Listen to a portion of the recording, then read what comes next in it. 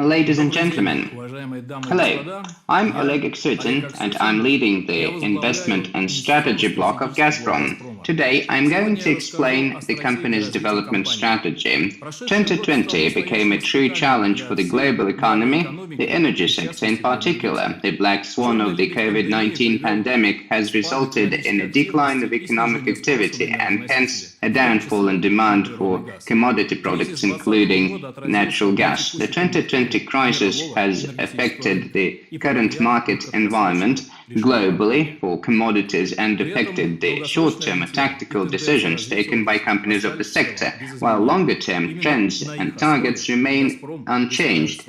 That's what Gazprom is basing its strategy on. First and foremost, it's about sustainable growth of demand for natural gas in the longer term. Now let's consider independent views on the dynamics of the global energy mix and energy balance, as well as demand for commodities. In the coming 2 decades, two are going to be in the lead, and namely gas and renewables. I often hear that gas is simply a bridge fuel. Well, we can call that a bridge. According to all recent assessments, that bridge goes far beyond the horizon. We're standing at its first pillar, while the bridge covers many decades ahead. This defines Gazprom's prospective projects. What else do we need to take into account? Gas is unique in terms of its environmental characteristics. Gas is feasible economically and competitive as well. Gas remains in high demand at the other end of the energy bridge. Let's consider the more recent examples. In 2021, Europe saw a rather cold winter, hence more demand for gas. In Texas, there was a shortage of gas supply, which resulted in millions of people living without light and water supply. This demonstrates that gas is the fundamental of sustainable and efficient energy system, while sustainability of energy system is coming down, while the interruptible energy sources such as wind and power is increasing. So the demand for gas is going to grow. How much in demand is it going to be? Let's consider the numbers. At first glance, the key growth point is renewables. In the global energy sector, their share by 2040 is going by 4 percentage points to 9%, while the share of gas is only by 3% to 27%. Nonetheless, there is a clear contribution of natural gas into satisfying the global demand for energy. As expected, by 2040, natural gas is going to satisfy about 40% of new demand for energy, as compared to 34% for the renewables. Gazprom is closely watching the most recent assessments according to prospects of the global energy sector, and we also have our own views, as well as based our judgment on most respected independent sources. And then opinions may differ as to other questions, but on gas, it is united. Gas is the most important energy resource of future decades to come. Growing demand for gas creates a favorable macroeconomic environment that also facilitates Gazprom's long-term strategy. I'm going to discuss strategic targets of the company for the upcoming decades and explain key projects at the domestic market in Europe and in Asia. I'm going to explain the prospective financials of the company and its contribution into low-carbon footprint development. Let me start with strategic developments at the top of the chain, that is production. Gazprom has a clear gap against the competition across the following metrics. The volume of proven reserves, annual production, annual volumes of exports gas, and demand at its key market is growing. Hence, the company is expanding its resource base. The development of a new gas production center at Yamal is going to ensure most of the increase in production into the future. The company is developing unique fields at Yamal, including Bovanenkovo, Kharasovey, and other fields. Thanks to these and other promising fields, total production of gas at Yamal by the end of the decade is going to exceed 200 billion cubic meters per annum. In parallel to that, we're going to keep developing production capacities at the base of Ob and Taz as well as Nadim Taz. We are going to start producing from underlying reservoirs at the Achimov deposits in Urengoy. We are going to launch new fields such as Kamennemiske More and North Kamennemiske. Demand for gas is growing in the east of Russia and in exports market, mainly China. This demand is going to be covered with fields in eastern Siberia and the Far East. We're talking about unique fields of Chayanda and Kavikta. Their total annual production volume, according to the design project, stands at 50 billion cubic meters. On top of that, Gazprom is developing its production capacities at Sakhalin. The share of natural gas in Russia's energy mix stands at around 54%. Gazprom Group delivers about more than 60% of total gas consumption in the country. The company ensures reliable supply of gas during the autumn and winter and guarantees energy security in the country. Russia's energy strategy targets particular gas consumption volumes. By 2035, it could be as high as 520 billion cubic meters. These targets ensure growth of sales in gas in the longer term. According to the orders of the Russian president, Gazprom is targeting 100% of local gas infrastructure development by 2030. Improvement in gas infrastructure is going to allow Gazprom to increase its market share. Considering the domestic market, we must also take note of the environmental side of Gazprom's operations. The importance of the global environmental agenda is growing. Against that backdrop, the company is trying to do more environmentally with green projects and reduce emissions. Gazprom does dedicate a lot of attention to that matter, but we are trying to do real work to reduce our environmental footprint. Development of gas infrastructure suggests transition of coal-powered generation to gas. Let's consider the per unit emissions. Transition from coal to gas is 10 to 50% more efficient than transition from gas to renewables. And one cannot give up hydrocarbons in the observable future. It's impossible. However, we are doing systemic work to reduce emissions now. We're improving the health situation in Russian cities and improving the quality of life. We're also reducing the carbon intensity of the Russian economy and making a major contribution to low carbon footprint development in exports markets. Hence, we are delivering gas by pipeline to Europe and China. In December, we celebrated 1 year since the start of supply of Russian pipeline gas to China. The Pair of Siberia pipeline delivers gas to one of the fastest developing markets in the world, in China. With its launch in 2019, Gazprom became the first company to supply pipeline gas to both Europe and Asia. We are also the largest supplier of natural gas in Eurasia.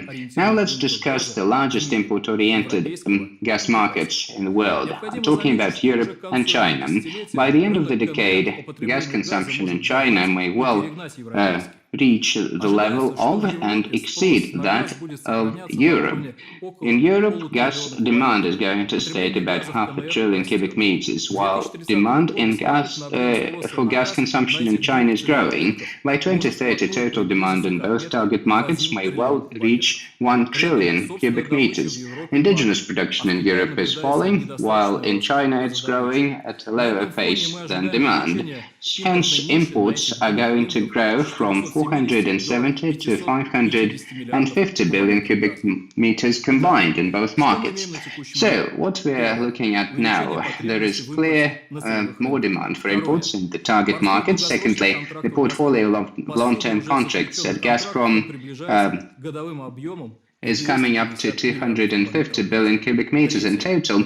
And one other thing, we are implementing prospective exports projects. All these drivers are going to reinforce the company's position, but not stopping at that. Gazprom is interested in creating new modern export routes that will allow us to implement yet another strategic priority in our exports, thus improving reliability of gas supplies. Considering long-term prospects of new pipelines, what's the capacity of new pipelines towards Europe and China? It's about 330 billion cubic meters of gas per annum. It's about one-third of targeted demand or forecast demand in both markets.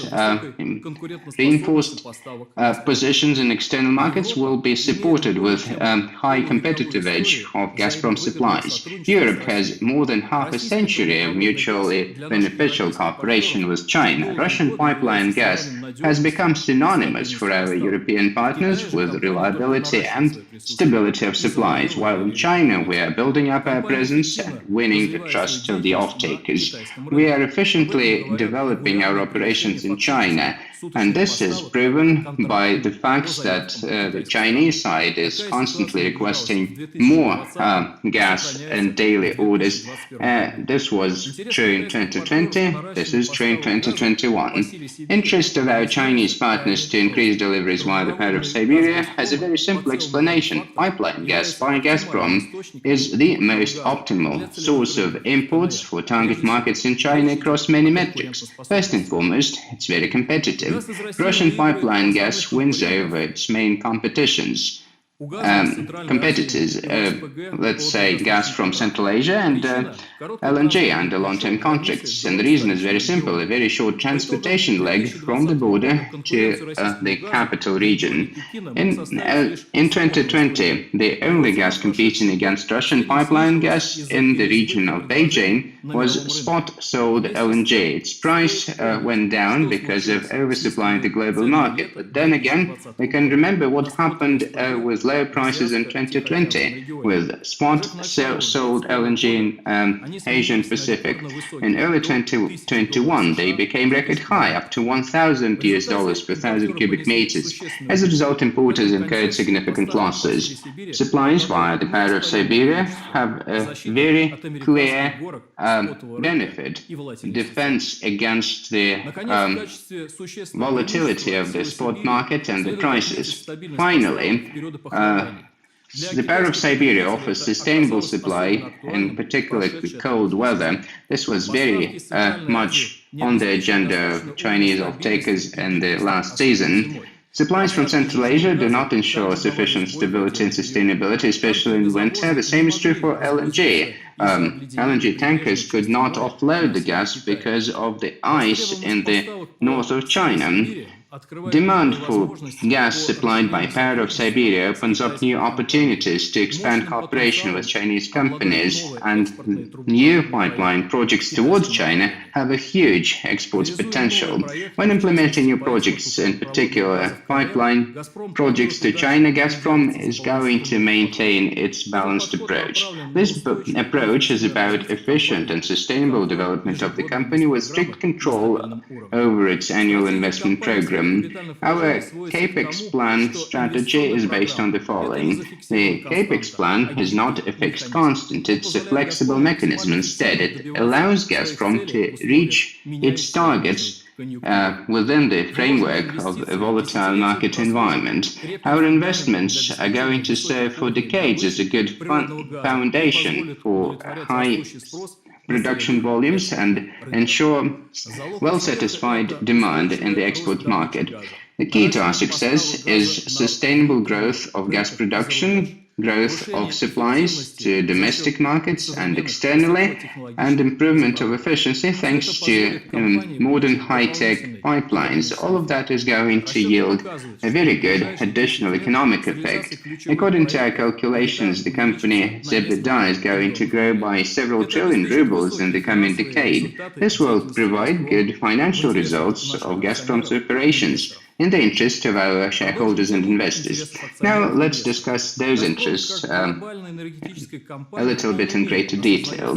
Gazprom, as a global energy company, understands its responsibility with future generations to come. I'm talking about the environmental side of our business. Minimizing its environmental impact and low carbon development represent important priorities for Gazprom.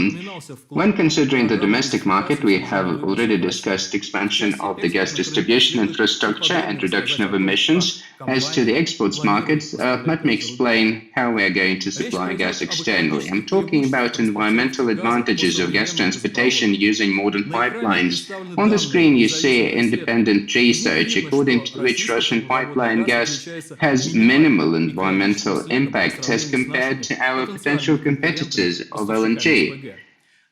Just for your reference, carbon footprint from pipeline gas supply from Russia could be compared to the length of stride from a person, while supplies of LNG from Qatar and Algiers to the stride of an elephant, while supplies of LNG from the US to the stride of a dinosaur.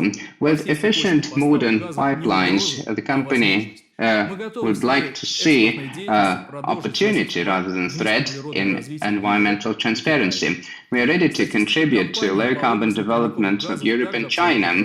The stats and our emissions of greenhouse gases is absolutely transparent and verified by respectable international agencies. Gazprom Group's measures to improve energy efficiency and reduce the environmental footprint yielding result. Greenhouse gas emissions in 1 year went down by nearly 15%. We have managed to ensure achievement of corporate environmental goals. Emissions in the year went down by 17%, while emissions of methane by 21%. We intend to keep investing to use best available technologies, improve energy efficiency, and improve gas infrastructure and gas availability across Russian regions. In 2021 through 2025, we're going to invest more than ₹500 billion towards that end. This huge investment serves to prove that we're ready to contribute into green future. Considering the longer-term prospects, an additional instrument to develop that could be broader use of hydrogen. Currently, more than 3/4 of all hydrogen in the world comes from natural gas. Gazprom's priority is about developing hydrogen, developing means to produce hydrogen from natural gas. In the future, we would like to do that without any CO2 emissions. According to current assessments, it's much more efficient to do so with natural gas rather than renewables. Further reduction of carbon footprint is possible with the following two means. One is about broader use of methane hydrogen fuel, including for gas transportation, and secondly, is about using and developing innovative technologies of hydrogen production without CO2 emissions. Across these areas, Gazprom is already doing R&D to help develop natural gas-based hydro energy. Thus, we are making a strong foundation for this energy bridge. Now, I would like to focus on the company's goals for the upcoming decade. In the production segment, we would like to ensure sustainable growth of production at economically feasible fields, given the domestic and external market environment. We're going to do that thanks to new unique gas production hubs, mainly in Yamal and in the east of Russia. Gazprom will keep reinforcing energy security of Russia, contributing to low carbon development of the country and ensure energy security of the domestic market. Here we would like to develop the gas distribution infrastructure and ensure sustainable supply of gas to the off-takers. On the export side, we would like to reinforce the status of the leading supplier of gas in Eurasia. This will be achieved through maintaining our position in the European market and significant growth of exports to China using existing pipelines and new arrangements with Chinese partners. Growth of the Economic indicators would be ensured through flexible approach to the investment and capex plan and growth of the free cash flow. On the environmental and sustainable development side, the company is going to keep making a major contribution to achieving global goals in climate change. Thank you.